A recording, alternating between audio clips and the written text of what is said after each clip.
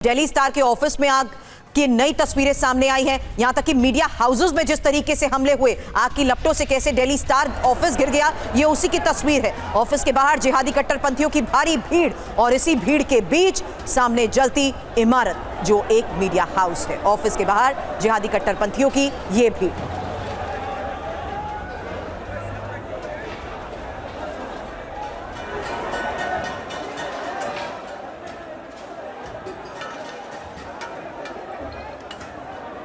तो जुमे के बाद बांग्लादेश में कयामत की रात आ सकती है, कयामत का दिन आ सकता है। वजह क्या है? वजह नंबर 1, हादी की मौत से आक्रोश बहुत ज्यादा है, जन आक्रोश है, लोग सड़कों पर उतर रहे हैं, आगजनी की जा रही है। वजह नंबर 2, रात से सुलग रहा है पूरा देश। कल रात से ही, आधी रात से ही बांग्लादेश में लगातार आगजनी की तस्वीरें सामने आने लग गई। हालांकि बड़े जमावड़े का ये जोखिम और साथ ही उपद्रव के पीछे आईएसआई का खेल। हालांकि आगामी चुनाव से पहले की साजिश बड़े सवाल खड़े करती है और एंटी इंडिया सेंटिमेंट में हो रही बढ़ोतरी भी बड़ी वजह है। हालांकि इस बीच आने वाला ये वक्त, आने वाले कुछ घंटे बहुत मायने रखते हैं। सीधे अब आगे इंफॉर्मेशन वॉल का भी हम रुख करेंगे, क्योंकि लगातार आ रही बांग्लादेश से ये तस्वीरें सवाल खड़े करती हैं। ढाका की एक और तस्वीर है, उपद्रवियों को कैसे पुलिस ने खदेड़ना शुरू कर दिया। कई जगहों पर पुलिस और उपद्रवियों में झड़प की इसी तरीके से और तस्वीरें भी सामने आई हैं।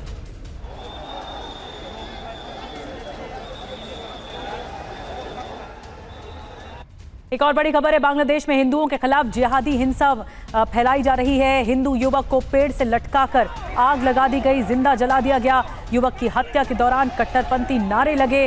दीपू चंद्र दास नाम के हिंदू युवक की हत्या कर दी गई और मेमन सिंह जिले के भालुका इलाके में ये पूरी घटना हुई है।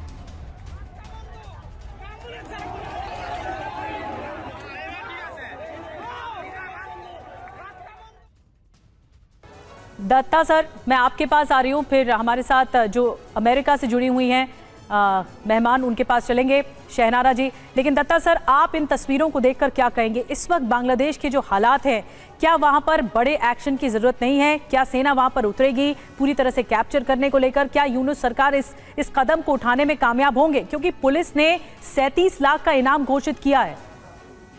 देखिए निधि, बहुत अफसोसनाक वाकया है ये। 1971 की जंग में मैं भी शामिल था। हमने बांग्लादेश को आज़ादी हासिल करने में पूरी मदद करी, अपनी शहादतें दी और हमने यकीन किया कि बांग्लादेश एक इंडिपेंडेंट डेमोक्रेटिक कंट्री बने। और लगातार भारत बांग्लादेश की मदद करता चला आया है। हमने कभी भी ऐसा नहीं किया कि बांग्लादेश के साथ अगर हमारा कोई ज़मीनी विवाद है तो हमने, क्योंकि जंग जीत ली थी, हम उस पर कब्जा कर लें। आपको याद होगा, हमने पूरे नेगोशिएशन के साथ जितने मुद्दे हमारे बांग्लादेश के साथ थे उनको डिप्लोमेटिकली सुलझाया। हालांकि हमने उनको आज़ादी दी, हमने जंग लड़के पाकिस्तान की फ़ौजों को हराया और 93,000 पाकिस्तानी फ़ौजियों को वहाँ पे सरेंडर कराया। और लगातार शेख हसीना के टाइम में और ओवर द ईयर्स हम ये चाहते थे बांग्लादेश तरक्की करे। हमारी सहानुभूति है इन लोगों के साथ। मुझे अफसोस इस बात का है कि वहाँ के जो इंटेलिजेंसिया है, वहाँ के जो लोग जिन्होंने इस आज़ादी की जंग में हिस्सा लिया, आज के दिन में अपने देश का ये माहौल देख के उनको रोना चाहिए, शर्म आनी चाहिए। तो हम अभी भी चाहेंगे कि बांग्लादेश को हिस्ट्री से सीखना चाहिए। वो लोग जमात इस्लामी जो रज़ाकार के माध्यम से पाकिस्तानी फ़ौज की मदद कर रहे थे, हजारों लाखों तादाद में वहाँ औरतों के साथ बलात्कार हुआ, मारे गए लोग ऑपरेशन टॉर्च लाइट के माध्यम से, वही लोग जमात इस्लामी वाले आज के दिन में पाकिस्तान की शय के ऊपर यहाँ बांग्लादेश के अंदर अराजकता फैला रहे हैं।